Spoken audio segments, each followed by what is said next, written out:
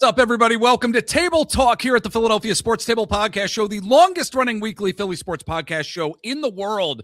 13 years strong, and we got a great discussion coming your way here on Table Talk as we dive into the Philadelphia Eagles. What an NFL draft it was. We're going to be getting into not only the Eagles draft picks, but where the direction of this Eagles team is going.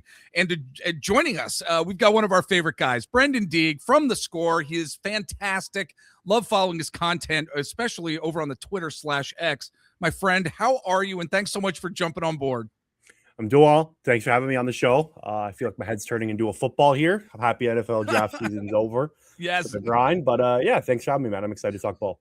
Yeah, it's great to have you again. And I think where I was hoping we could go with the discussion first, Brenden, is before we get into the talent that the Eagles drafted, I wanted to first reference a tweet of yours from just a few days ago. You tweeted out, the Eagles drafting Eli Stowers and then trading for Jonathan Grenard in the span of 8 minutes is peak Howie Roseman.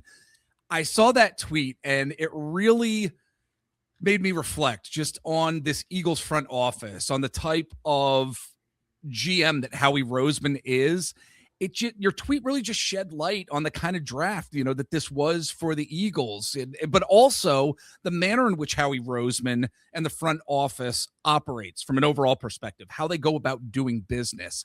I'm wondering, can you give me your thoughts on this notion and how the Eagles they really do it differently than other teams? What are your thoughts here?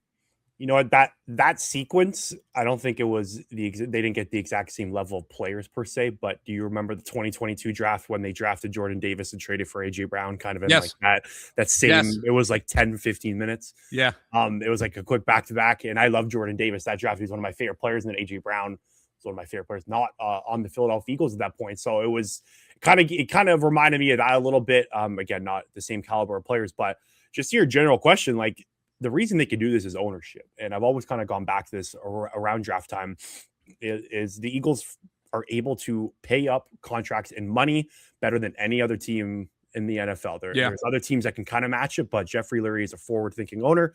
He gives Howie Roseman the leeway. Howie Roseman isn't on a short leash as general manager. A lot of general managers in the NFL are kind of in this mindset where they are drafting for their jobs, trading for their jobs and whatnot. And Howie Roseman is like, we know Howie Roseman has probably the longest leash. Maybe Eric DeCosta, the Baltimore Ravens is kind of in a similar boat, but when you have kind of that leeway of ownership willing to spend money and not having to kind of trade for your job or fight for your job at every grueling moment or any grueling part of the NFL calendar, you're able to do things differently.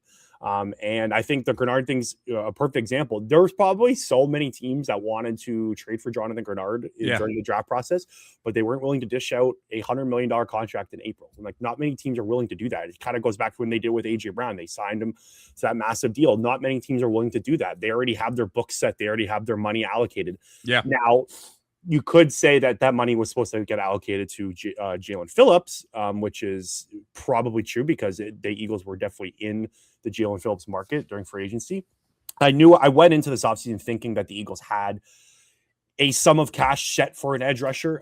They wanted to bring back Jalen Phillips. They didn't get him, so they pivoted and they had that money available. But again, like, other teams just aren't willing to part with 2 third-round picks and $50 million guaranteed on the end of April, Friday or Saturday, whatever it was. It's just many teams are not able to do that from ownership, and general managers are not willing to do that. And Howie Roseman is one of the few that is able to do that. Yeah, I think that's a great response in terms of the ownership. And it never ceases to amaze me that more NFL teams don't actually dive into what the Eagles do if they don't try to some teams maybe try to replicate here and there, but to go all in and do what the Philadelphia Eagles do, Brenden, it's like, I'm amazed that more teams don't do this. I mean, I guess there's gambles. I guess there's chances with some of these moves, of course, that Howie makes.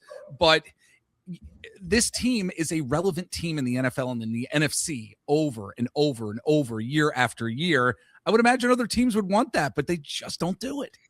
Yeah, it's funny. Like, I remember, I think it was around after the 2022 draft. I went in kind of in depth into the money aspect more of the NFL and kind of did some digging. Yeah. A lot of it's like the owners need to have money available, like in an escrow account for cash for these contracts. And if they don't have that, then they can't give the guaranteed money.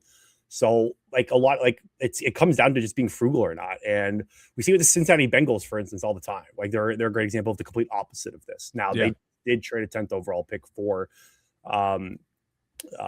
Dexter Lawrence, and they did pay him money, so maybe they're kind of thinking otherwise. But yeah, at the end of the day, it literally all comes down to how much is the owner willing to spend and how much future draft capital they willing to give up and whatnot. Because the end of the day, draft capital is cheap contracts, right? That's how these teams look at it. They look at a third round as a cheap asset. So instead of using that cheap asset, Eagles are taking that asset and putting it towards a veteran player that is 29 years old and is going to get amount of money. So that a lot of the decision making when it comes to trading those picks and signing those contracts comes down to just being cheap or not. Yeah, there you go. There you go. All right, well, let's get into some of the talent that the Eagles just drafted. First and foremost, we got to start with wide receiver Makai Lemon. Straight up, I mean, I love the pick. So many folks loved this pick. And moving up to get him at number 20, I spoke with our good friend of the podcast, one of the best scouting guys in the business, Matt Waldman from Rookie Scouting Portfolio, about Makai Lemon just a couple weeks ago prior to the draft. And it was his belief that outside of Carnell Tate, Lemon was really the real deal from his analysis, the scouting that he had done on Lemon. And I mean, he's got a ton of stats. I know you recently tweeted those out, ton of stats to back up him being picked at number 20, Eagles moving up in the first round for those who may be living under a rock. But I'm wondering, what do you like most about Makai Lemon, and how do you think his style of play is really going to translate over to the NFL and the Eagles offense, which, I mean, this might be a tough question for you because a lot of us are waiting to see what kind of offense is going to be run by Sean Mannion. So I don't know. How do you think Lemon's going to transfer his skills and what he's able to do over to the NFL level? Yeah. So I to be fully honest, I didn't have Makai Lemon on the Eagles' radar letting into the draft because I didn't think he was going to fall this far. I had him as a top 15 player. I thought him as the second best wide receiver in the class. I remember when we were working at the office on Thursday night, like one of the guys I was working with was like, Makai Lemon's falling, like the Eagles, he's falling the Eagles range. And it kind of clicked to me. It was before the Blake Miller pick, or so it was after the Ruben Bain pick with the Bucks. It kind of clicked into me like he's in their range, and lo and behold, he gets to 20. They trade up. I didn't still believe that was going to be the pick when they trade up. I thought they were going to go Maxi Onachor for the move up. But they took Makai Lemon, and he's awesome. Some of the stats that I pulled up throughout the last couple of days, 2.8% career drop rate. That's first among all draft eligible wide receivers. He led all college football in first down catches last year with 50. This one I really like. He joins Jamar Chase, Jalen Waddle, Devonta Smith, CeeDee Lamb, and Jackson Smith-Njigba as the only first-round wide receiver since 2020 with a 3.0 plus career yards per route run. So that's extremely productive. Yeah. He had an awesome year last year. If you want to go watch some good tape, watch the Iowa game against that defense. He tore them apart and get 153 yards, 10 catches, and a touchdown. Illinois game's also really good tape. Those are the two kind of games I really focus on when I was studying pre-draft. He fights for every single yard. There's so many just yards that are he doesn't leave on the table. He is the anti-Tyler Lockett, if that makes sense. He goes and gets every single yard possible. He's physical. He plays above his size. Quarterbacks love him. You could tell Lincoln Riley and that whole offense trusted him to throw into tight windows, and wherever if they could put the ball near him, he's going to get it. He's strong with, like I said, the career drop rate is great, and you can see it on film. Nothing touches the ground. He gets compared to Amon-Ra St. Brown a lot, and I'm not big into comps to where the player went. Like Amon-Ra went to USC. I think it's kind of lazy, but in this scenario, I do think it's real. They do play very similar. Amon-Ra is a tad bigger, but I do think they have very similar skill sets. Makai Lemon played defensive back in high school. So he does say that really helped him on as a wide receiver and feeling out zones and whatnot. He was great against zone coverage. He led yards per route run against zone coverage of all wide receivers as well. One of my favorite parts about Makai Lemon is I think he's a really good kid, and I think he's going to work really hard. And I don't think you're getting the diva aspect of a wide receiver as well. There was a scout, a USC scout, or a Los Angeles scout. Sorry, because that's where he grew up and that's where he's from. He went to USC. That was his dream school. He said he was the best competitor and hardest worker he's ever seen. He has those traits where he lives, breathes, dies football. So yeah, I'm super excited. He did play over 74% of his snaps from the slot last year. So that's where I'm assuming he's going to start on the Eagles offense. And I actually do really like that fit because I've always of the belief that Devonta Smith's better on the outside. I think he's a better outside stretch the field. He's a smaller receiver, but he beats press so nicely, easily. So I actually love that fit where you can have Makai in the slot and have Devonta Smith on the outside. I know Devonta can move all around the offense, but I do think they're at their best when Devonta Smith is able to stretch the field on the outside, beat press. He can do that. He's one of the best in the league at it. So I do love that fit on the Eagles offense. Now, like you said, no one knows what this offense is going to look like. It's one of the biggest mysteries in the NFL. It's going to be one of the biggest talking points all summer. So we'll see. But I don't think they're going to just like draft Makai Lemon, who played over 74% of the snaps in the slot, and then put him on the outside. That doesn't make any sense. Exactly. Right? He'll be the starting Z receiver on the Eagles. Can't wait to see what he and Devonta Smith are going to do. And look, the Eagles decided that they were going to really concentrate heavy on offense in this draft in terms of weapons too. Howie then takes tight end Eli Stowers in the second round. I mean, boy, this guy's a really good receiver, really, really good receiver. But the knock on him, and I think it's an important one given what we've seen with this Eagles team. And again, we are going to see probably a different style of offense with Sean Mannion, but he's going to have to become a better blocker. Eli Stowers is, and if certain personnel packages require that. So I'm really happy with the pick overall. What are your thoughts on Eli Stowers, tight end position, what it may mean for the Eagles well into the future here? Yeah, I'm super curious to see how he's going to play in the offense more than Makai Lemon is, because I kind of feel like I know where Makai Lemon's role is going to be. When it comes to Eli Stowers, I am honestly on it. I don't know. Like, I'm very curious to see how they're going to use him. He was great in college as receiver. You said, like, some of the stats are awesome. He gained 2.6 yards per route run. That was number one in the tight end class. He won the John Mackey Award for the nation's top tight end.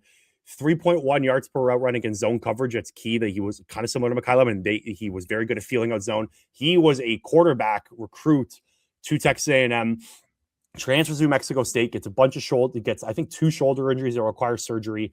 He can't throw anymore. He transfers to tight end, and then he follows Diego Pavia to Vanderbilt, and he just turns into this awesome tight end.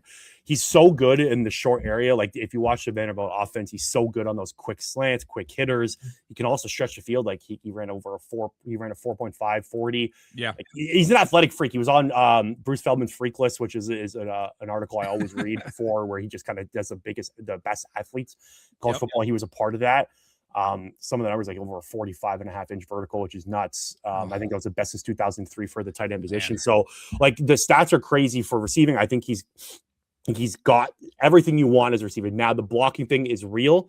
And I'll be honest with you, I'd be very, very shocked if he does become some sort of a blocking tight end in the NFL. Yeah. I don't think that's a realistic expectation for him. I think you're looking at him almost as a power slot. You can put him in line and motion him out, or you can have him in line and run routes through there. But the blocking's not good, and it's not. I don't think it's going to come in the NFL. Right. So maybe I'm wrong. Maybe in 3-4 years he puts on a ton of weight. Now, that is something, a part of his profile that a lot of people say he can fill out and whatnot. But the blocking just wasn't there at all on his tape. So I'm super curious how they're going to use him, because, like I said, if he's a power slot, where does Makai Lemon line up? Like, how are they going to move all these chess pieces around? Yeah. Eli Stowers is one of my favorite players in this draft. I had him as one of my guys that I tweeted out a few days before. I loved his tape, loved watching him. But the fit in Philly is something I'm super curious about. I think with Eli Stowers, he was just so high on their board, and he stood out to them. And Howie did say that. He stood out to them in the second round. So they just drafted from the board. And that's what you should be doing, a second round pick. Like, you shouldn't be pinpointing a position and going to draft a player in the second and first round. That's how you get in trouble. That's how you reach for guys. So I like the pick. I think it's super fun. One of my biggest takeaways from this draft is drafting Makai Lemon and Eli Stowers. Going into an offseason when you're going to be trading away your best player on offense is super hard for a fan base to kind of swallow and accept, because you just know your team's going to get worse. But the drafting of Eli Stowers and Makai Lemon and Sean Mannion on top of that provides a ton of juice for this season that would not have been there with AJ Brown gone. And let's say they went defensive end and It's a good point. linebacker or whatever, right? Like it provides fun juice. Like the upside is there still, even with trading AJ Brown. And that's a very hard kind of needle to thread if you're an NFL team. It goes back to what I was talking about, the relevance with this team, how the front office operates to continue to keep this Eagles team relevant, not just in the NFC, but the NFL in general. So that being said, folks, we gotta take a break here. And when we come back, we're going to have more Eagles post-draft talk. But Brenden, again, let everybody know where they can follow you online, where they can catch your content. Always fantastic content. Let folks know where they can find you. Yeah, you can follow me on X, Twitter, Brenden Deeg _ and then you can follow my work at The Score, an NFL and college football news editor there. So, all right. Yeah. Very good. Very good. Folks, we're going to take a break. When we get back, more Eagles post-draft talk coming your way. All right, we are back with our good buddy, Brenden Deeg from The Score, and we got to keep talking about this Eagles draft. Markel Bell, Micah Morris, 2 offensive linemen taken in this draft by the Eagles. I really thought that there was the potential of a first-round offensive line pick or even potentially a second-round offensive line pick as well, given where the offensive line is at, the injuries sustained over the past couple years with so many guys on the line, guys who we love, but we know what is happening with their careers. Talking, of course, about Landon Dickerson, even Cam Jurgens, Lane Johnson, and still I think some questions here and there about what the right guard position may look like in the future. With these 2 picks in Bell and Morris, obviously they're going to be there for depth depending on, whether or not they make the roster. But Brenden, just want to get your thoughts on these particular picks and maybe how they might be used down the road from a more long-term perspective. Yeah, it's funny. These two guys, Micah Morris and Markel Bell, have completely opposite like high school and upbringing profiles to each other. And I'll explain. Like Markel Bell was a 0-star recruit. He wasn't on 247's composite rankings. Like he was not heard of for high school rank. Like colleges did not know about this guy. So he had to go to a JUCO college, transfers to Miami after his 3rd year. And then he wins a starting job last year. And he was like, I think he was a super underrated part of that Miami run. Last year, he did not allow a sack last year on the left side. He played the 5th most snaps in all of college football out of any player. And I think that's really key for a guy his size. He's 6'9". He's got 37-inch arms. He's got a massive wingspan. He's over 350 pounds. And I think it's really kind of crucial to see that he played so many snaps at that size and he was able to handle it while allowing 0 sacks.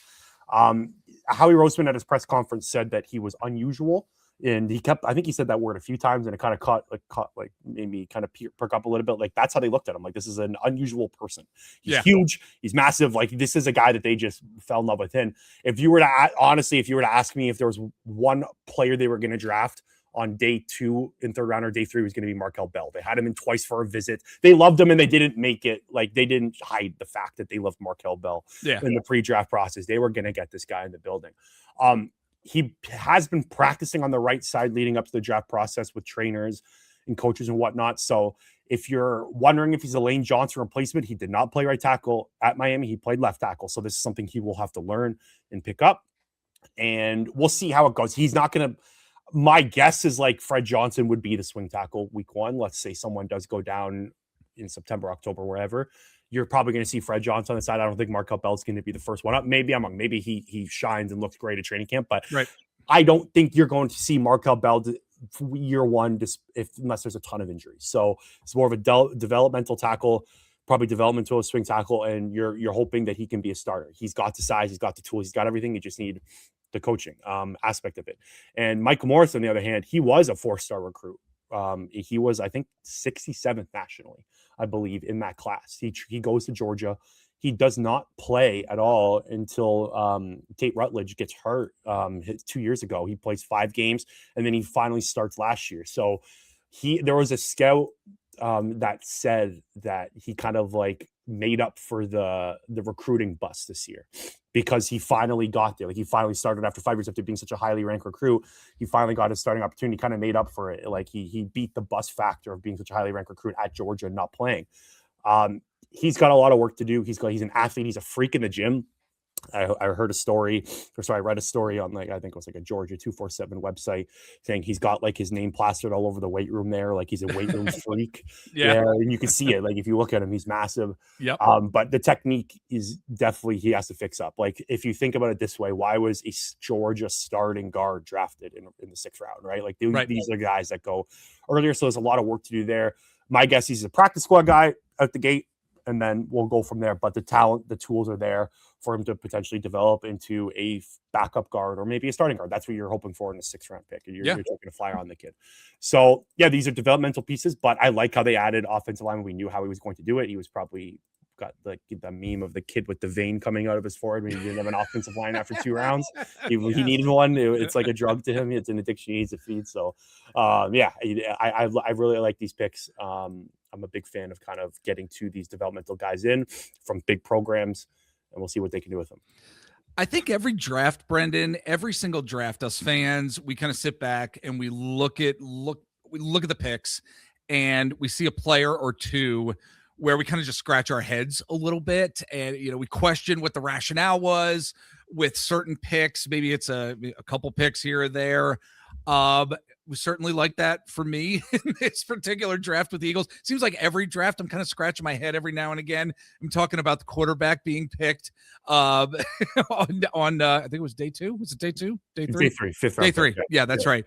I'm wondering which pick or picks were you not maybe the biggest fan of, or maybe have some skepticism of?